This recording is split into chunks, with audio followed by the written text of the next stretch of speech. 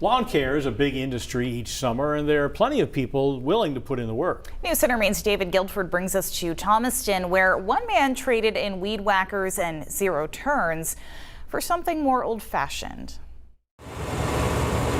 At the Thomaston Pollution Control Office, John Fancy takes a walk every morning. He had the town install solar panels last year. Now, with plants growing tall around them, he heads out to check on his new groundskeepers. I grew up on a farm. No stranger to livestock, Fancy recently got an idea to rent 12 goats from a nearby farm. I figured they were a safe way to cut the weeds around the solar panels. I didn't want to get heavy equipment in here and damage the panels. Fancy said they're like dogs. They love company and they're curious about everything. Hands, No biting.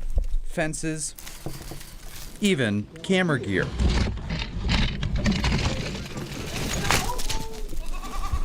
But they leave the solar panels alone, grazing on every inch of plant life they can find around them. But was it a hard sell to the town to bring farm animals to their $1 million solar investment? Everybody said, fine, do it. I thought it was wonderful.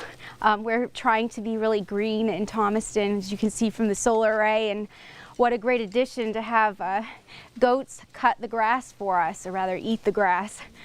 All natural and under budget. Fancy had a $2,700 maintenance budget for the 2-acre property. Paid $500 for a month's worth of service from the goats. From all of them? All 12 goats for $500. I think that's a good deal. They seem happy with the month-long buffet off the farm. Though, Fancy said, he's afraid they'll finish grazing well ahead of schedule. In Thomaston, David Guilford, News Center, Maine. They're so cute, too.